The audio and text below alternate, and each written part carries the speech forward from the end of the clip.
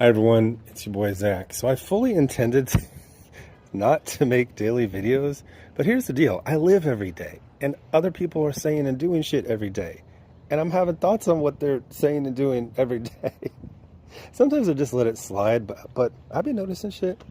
Like the usual suspects, I'll see, they hate, they hate Strange New Worlds, but they like Landman.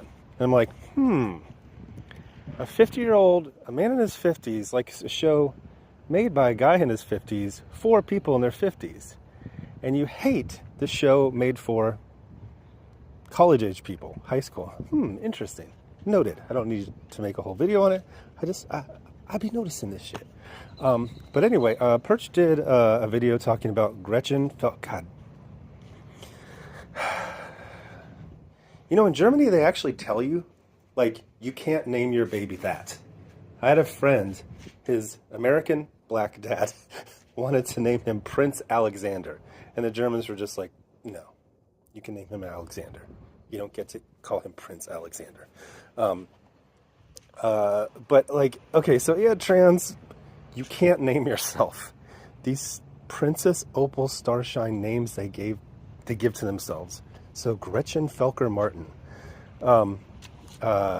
He was talking about Gretchen was saying that he didn't get paid, and then a couple days later he goes, oopsie, I got paid.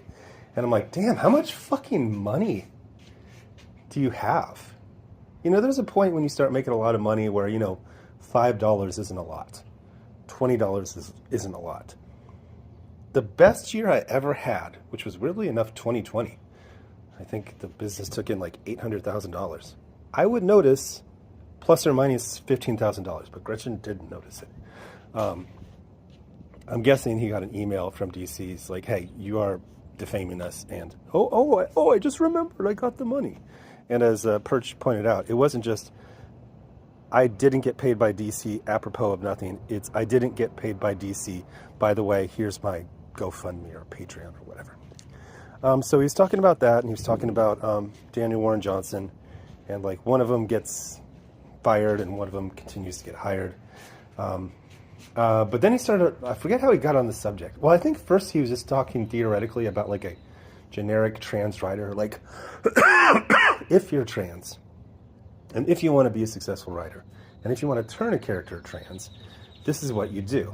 And then he started talking about MAGGS. MAGGS has had this thing for a couple years where MAGGS says Superboy Connor Kent was always trans. And the funniest thing, the logic is that lesbians dress like Connor Kent, therefore Connor Kent is actually a woman. But this is butch lesbians trying to look like a guy. It's whatever. It's MAGGS. And then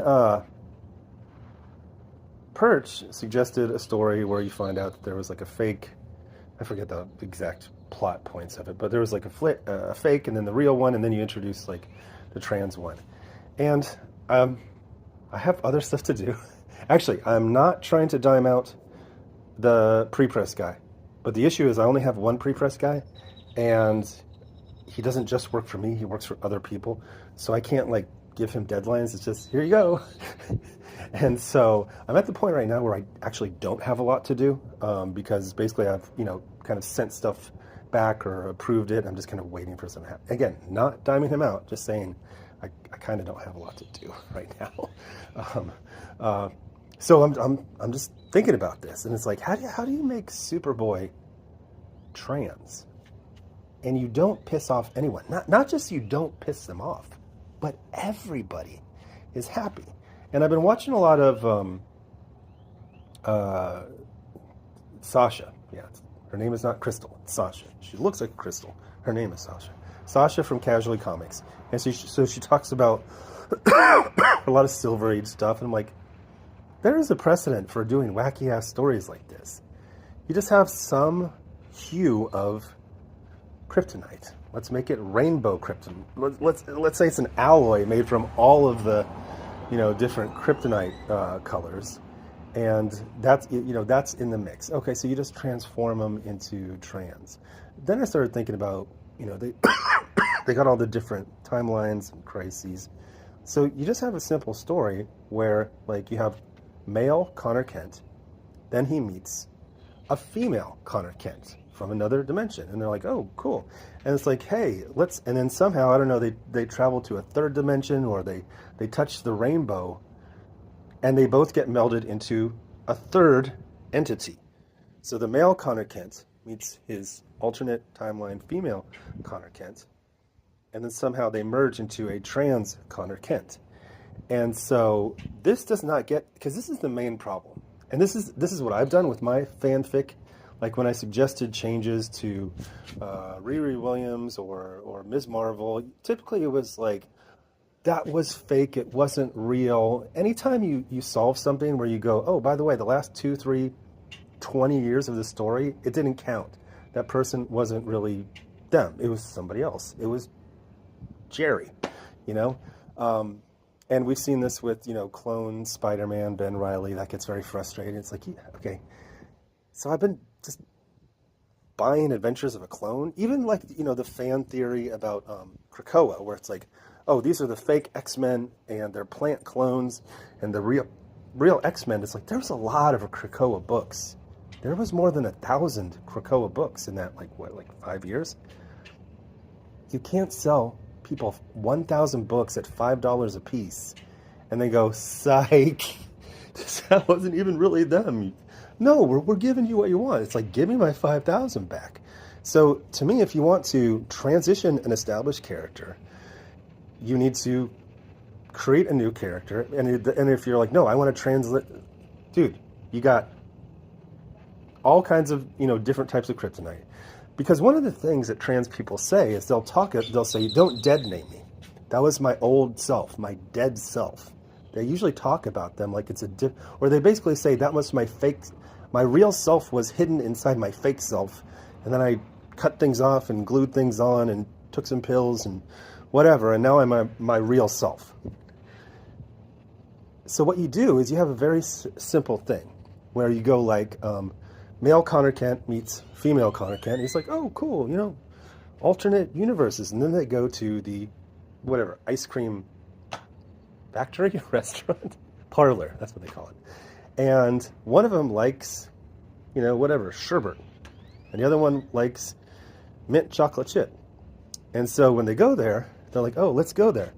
And then the trans, you know, the melded, this third entity made out of the female and male Superboy and Supergirl, but not Supergirl, the female Superboy. You understand what I'm saying?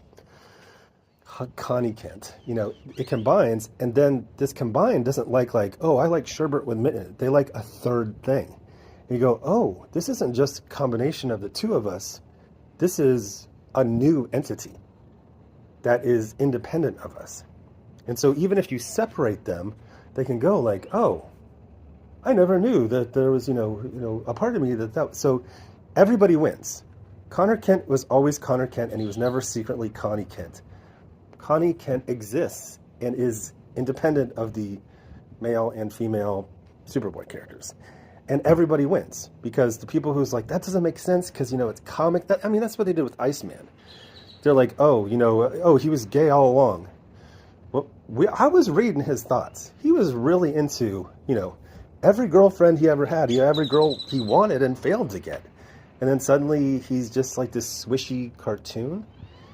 Because they actually made him into a third guy while not denying, or, you know, another guy.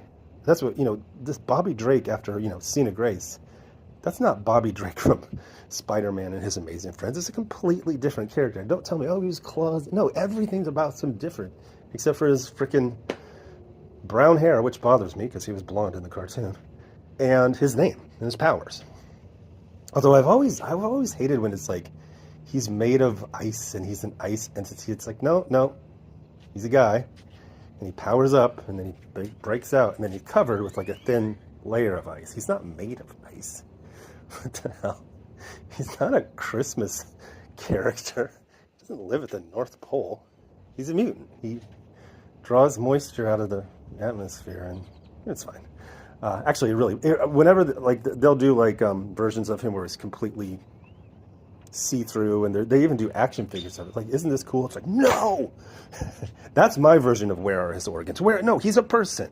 He's a person. He has all the regular, you know, spleen and everything. He's not made of ice. What the hell is that? But anyway, number one, Bobby Drake is not made of ice. Number two, use your fucking imagination. I mean, it's funny. This, basically every few months, somebody, I don't know why they do this to Mags. It almost feels like they're making fun of him. It's like, one day Connie Kent will be a thing, and then Mags will find this because I'm sure he has Google alerts for Connie Kent. He's like, oh boy, someday. It's like, no, it will never fucking happen. Now, Perch's idea is that Mags should have just like basically taken the book, written just cool Superboy adventures, and then gotten, that ghetto pass, as they say. Not to say the N-word, but to like, okay, you gave us 2 years of cool superhero adventures. We trust you. We know you're not out there just making every character. Because remember, when they first designed Connie Kent, who was that? It was the guy who draws Transmetropolitan. Oh, trans. Okay. Oh, that makes sense. He just drew Mags. It was Mags. It was trans, current day, 40-year-old Mags. And that was, what is Connor Kent supposed to be in continuity? Like 20 now? And it was absolutely ridiculous. This one, at least, looks like a guy not convincingly transitioned. But what if you actually did that? What if you actually, instead of just saying, Superboy is me, saying Superboy is a fictional character in an amazing multiverse, and all I have to do is just use my imagination, and I can make him trans, make a trans Connor Kent that's a legitimate character of its own, without ruining or saying like, oh, that didn't count, or oh, we were just lettering every third thought he had. The non-gay, non-trans ones. Everything else was trans as shit. We just didn't letter that. No, he was never trans. He was never gay. In another alternate universe, there's a female Connor Kent, and then they somehow got melded together, or they can do it, whenever it's needed. And this new thing is not just a combination of them two, but it's its own entity. Anyway, thanks for watching. Bye.